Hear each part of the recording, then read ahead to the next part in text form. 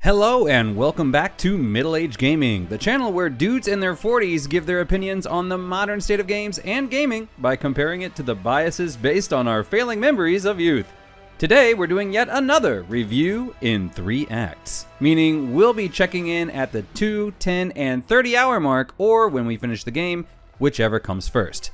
That's right, because we understand that sometimes a person's opinion changes over time, and we'll be capturing that transition. This time we're covering Mecharashi, a game that combines one of my favorite genres with one of my least favorite mechanics, strategy RPG and gatcha. And as such, I am approaching it with cautious optimism. Just like my cautious optimism that you enjoy our content, which, if you do, go ahead and like and subscribe because it'll help you find us in the future, and it will help us know what kind of content you'd like to watch in the future. But with formalities out of the way, let's hop right in to Mecharashi.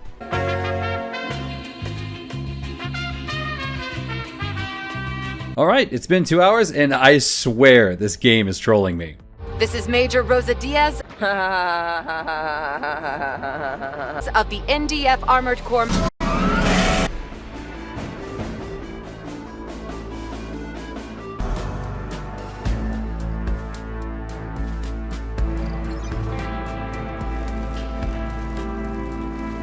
Like, I love a good Easter egg as much as the next guy, but this is really flirting the line with a certain stereotype related to cheap knockoffs, and that kind of makes a lot of sense because this was supposed to be a front mission game. It just became Mecharashi after the deal fell through, and they even got sued for potentially reusing assets. But I'm no lawyer, so, moving on. I do have mixed feelings. The gameplay, as expected, is very front mission, which I do love, but it does take a while to really get into it. A lot of these early missions are kind of tutorials on how the game works, but they aren't exactly the best tutorials as they don't really explain a lot of things that they probably should. For example, it took me forever to add another ST to the field. It just doesn't really tell you how to do it, it just says, do it. And just so you know, the mechs in this game are called STs, which apparently stands for striker type, though honestly a part of me is kind of surprised the S doesn't stand for strike. Also, it was never really explained that on your turn you can actually choose the order your units attack in.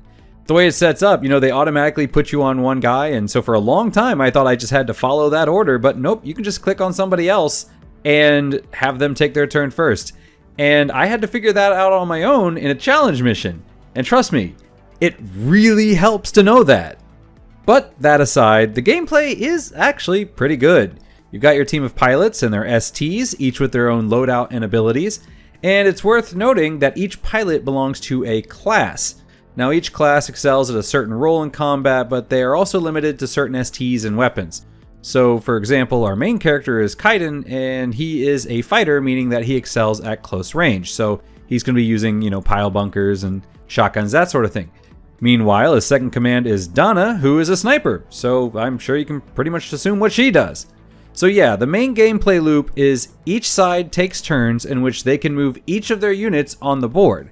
And it's also worth noting that you must move and then act, because if you act first, you're going to forfeit your movement.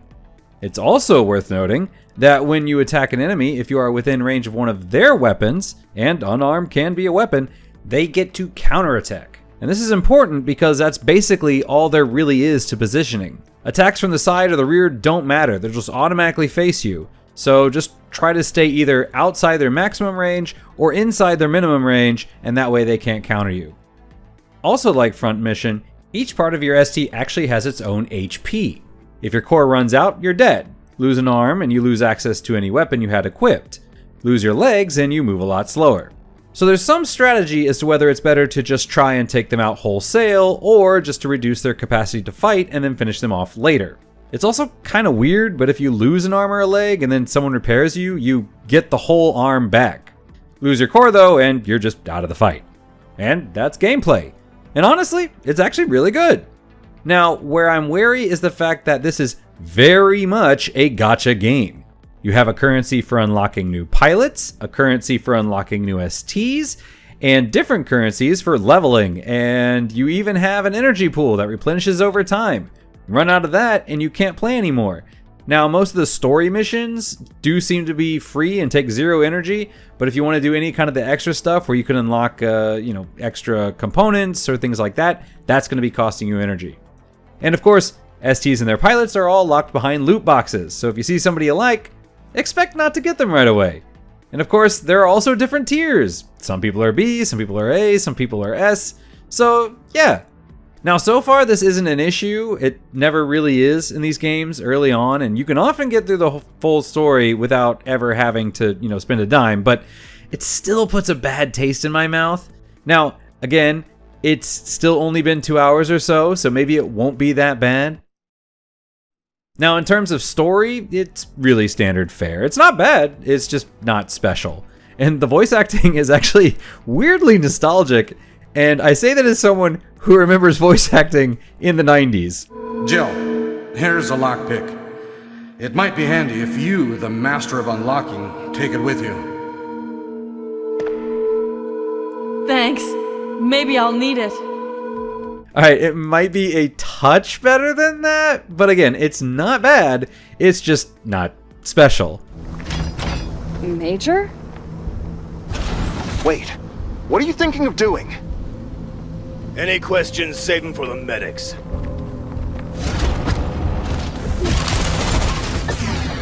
No. And all jokes aside, the sound design is actually pretty good. I mean, the guns feel appropriately punchy. Nowhere left to hide. I've got you.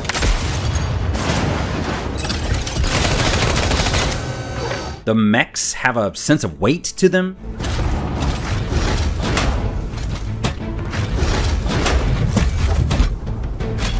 Everything just sounds really heavy, so it really captures that vibe. With the exception of one missile that never ceases to amuse me with this little... And that all said, if I am being honest, I am coming into this with a bit of a bias against gatcha. So, you really shouldn't look a free game in the mouth. So, honestly, if I had to say anything at this point, it's that the game isn't bad. It's not standout, but there's a lot to enjoy here. Now, will I still be enjoying it in another 8 hours? Well, I guess you're going to find out pretty soon.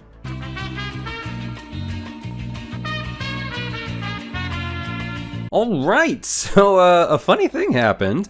If I had been doing this update 2 hours ago, you'd be getting a very different reaction right now. But that was at the 8-hour mark, and we are here at the 10. So let's start with what I would have said, and then get into what's changed in the last 2 hours. So first of all, still loving the gameplay. It's actually really held up. And as I've unlocked a few new things on my character's tech trees, they're starting to stand out a bit more beyond their respective classes. Now, some of these are subtle, like getting a bonus to damage with certain weapons, while others are a bit more overt, like having your little repair mech join you in the field that will not only heal on its own, but will also provide extra healing to anyone that the main unit repairs within range. All in all, very cool. My only complaint is that, and this is true of many gacha games, you're more incentivized to focus on a few core characters rather than experiment around. Now, what is nice is that when you complete a mission, you'll gain experience and characters can level up. However, if you want to level up somebody else, you can also spend certain items to catch them up to speed. And that way, people shouldn't be left behind as long as you have enough experience items. Now, the downside is, and again, due to gacha mechanics, you're simply not going to unlock everyone, and you're not even likely to get the ones you want unless you're willing to drop a few dollars on loot boxes and pray to RNGesus. That all said, you don't really need all those characters. You'll get by just fine with the ones provided in-game and the ones you can get from free loot boxes and whatnot, which is what I would have said 2 hours ago, but over the weekend, I took a little break, and during that time, the game got an update with some new events added. So, I was really excited to try something different. Now, these events required me to take out certain units within a certain number of turns. But here's the rub. There are other units that would block my path and cut off access to those targets.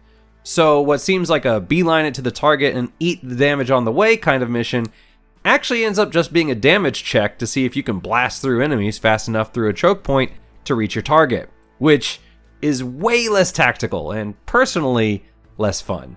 Now, admittedly, part of the reason that it's less fun for me is also because I simply cannot break the line fast enough. Not without some really lucky RNG anyway. So it looks like I need to improve my gear. Now, the thing is, while STs are upgradable, leveling doesn't really do all that much. You might get like 1 point to HP or something like that. And leveling pilots is more about accessing new abilities and not so much about increasing power, although they do a little bit. Also, weapons, as far as I can tell, can't be upgraded at all. You just need to find higher tier weapons. And this is where it becomes a bit of an issue. So, like I said, you can level simply by playing the game, but each mission only gives experience the first time you complete it. You can play story missions again, but outside completing some bonus objectives for a few extra resources, again, only available one time, you're not going to get much out of replaying old content. Content for leveling or acquiring more materials, however, are going to be taking energy. What's more, the way you acquire weapons is by playing through certain elite battles, which not only take energy, but you're also limited to only 6 runs per day. And the weapons you get are pure RNG, so you're not even guaranteed to get something useful. And that's where I'm a bit stuck. So in most games like Front Mission, you'd run random battles for money, and then use that money to buy the components you want. Here, you run limited battles and get a random weapon at the end, and you can only do it 6 times a day. It also eats your energy, which you need to complete other combat scenarios for resources used to upgrade your pilots. And there are a lot of different materials. If you're used to gacha games, you know how they are with currency. There's so many different kinds here, and they don't come at you fast. So expect a fair bit of grinding and expect it to happen very slowly. Now, for someone who's more of a mobile style player, whip out a game on a 20-minute bus commute, 30 minutes at lunch, 20 minutes at your way home, and then maybe a half hour before bed. It's not that bad. But if you're someone like me who likes to sit down, get comfortable, and play for long stints at a time, that feels harder to do as you burn out of not things to do, but just what you can do. And if you're like me, it can feel very limiting. And the fact that you can't grind for something you want, just grind for a chance for something good, it can feel very frustrating at times. So in short, the gameplay is still very good, but between the loot boxes, tons of currency, gated progress, it's starting to put a bad taste in my mouth. But hey, I knew going into this that I am not a fan of this style of gameplay, so, take everything I say with a grain of salt. That said, we are about to enter the long haul, and honestly, I'm already starting to feel the fatigue. So, can I push through another 20 hours? Will I stay engaged or will I burn out? Overall, will this be a game I stick with or drop like a sack of festering chodofu? Find out next time on Dragon Balls. Sorry, find out in about 20 hours.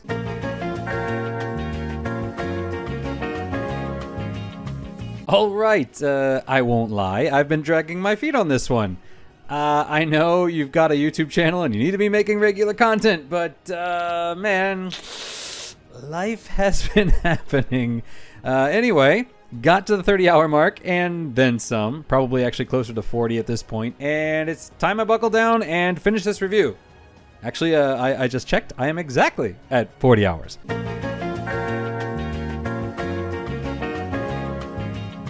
So here it goes. First off, the good. Mecharashi, a very solid game. The animations are great, the sound design is superb, and the gameplay is solid.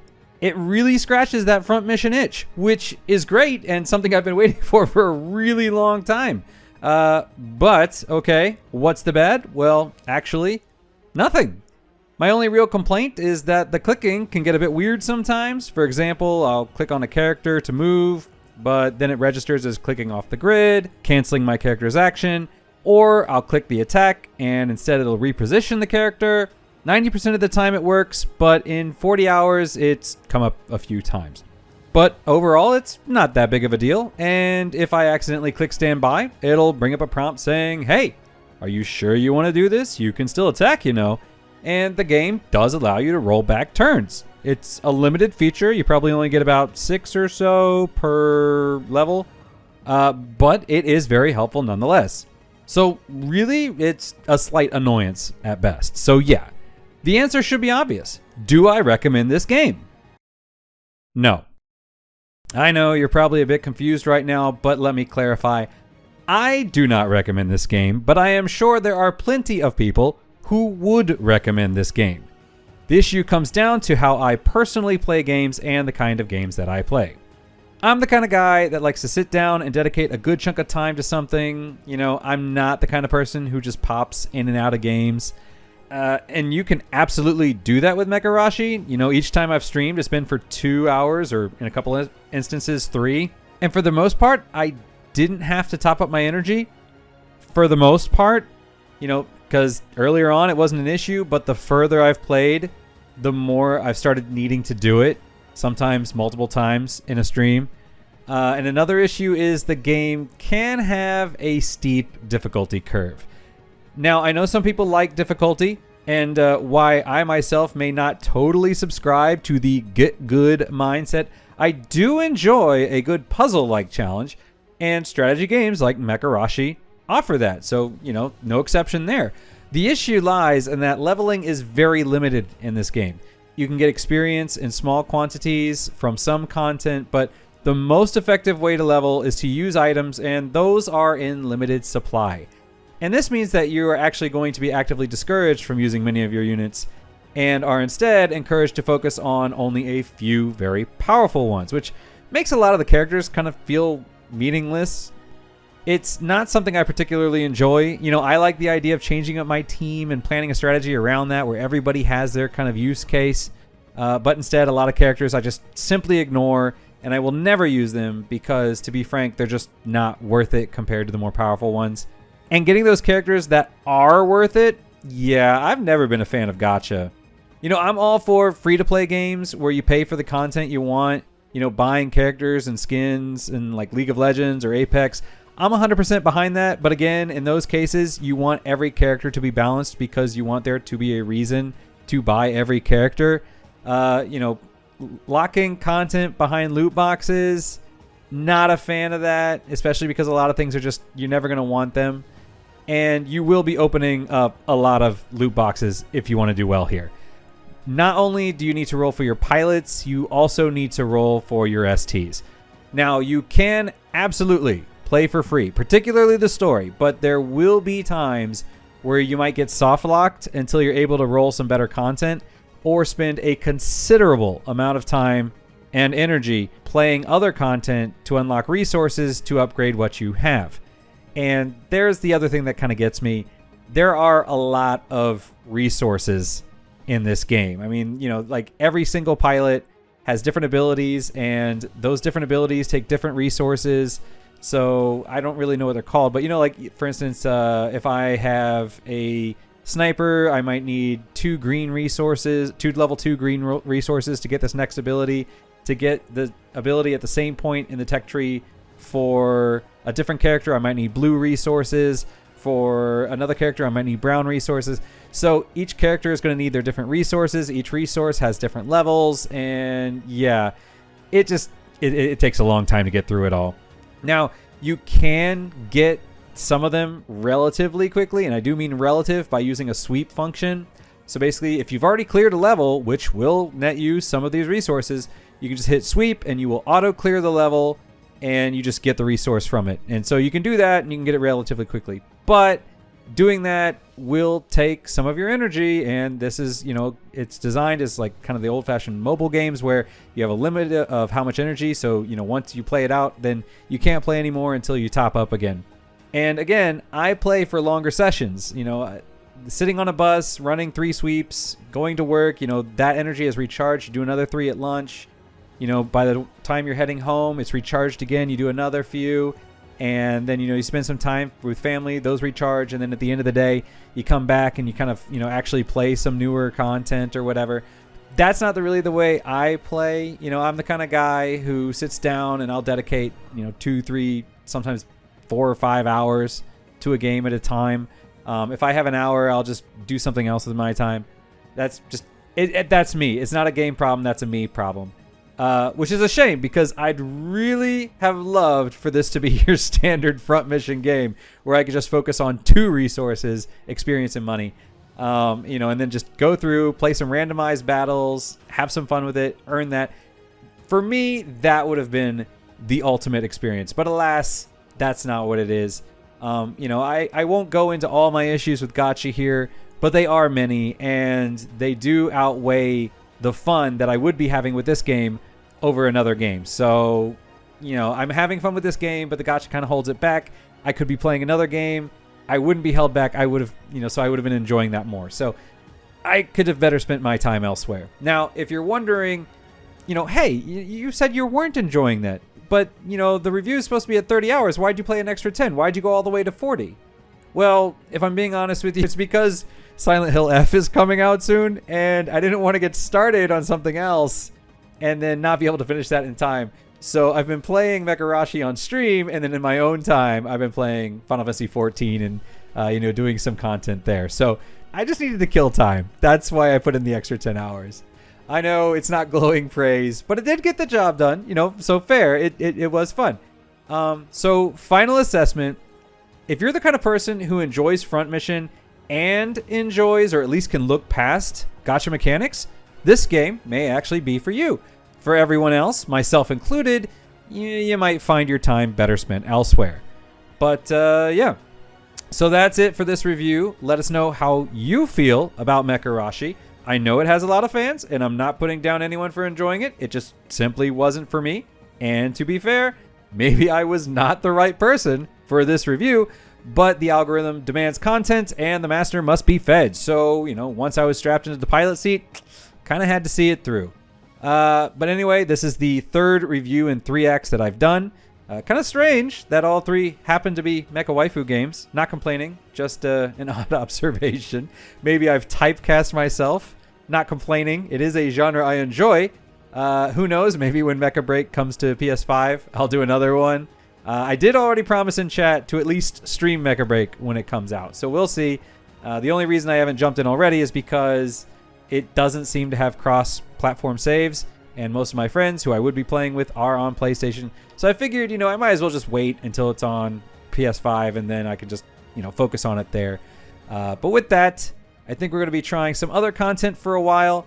I love the concept of these reviews in 3 acts. I really enjoy the idea. But honestly, you know, because we're not getting review codes, we are playing the games at the same time that you guys are, meaning that it's hard to get content out in a timely manner. And we are often late to the party as such with this one. But yeah, thanks again. Thanks again for coming, and hope you enjoyed the content. If you do, please like and subscribe, or even better yet, comment, because I do really enjoy engaging with you guys. All I ask is that you keep it civil, because I'm sensitive. All right, and with that, I hope to catch you guys again soon. My shield and I are here for the team.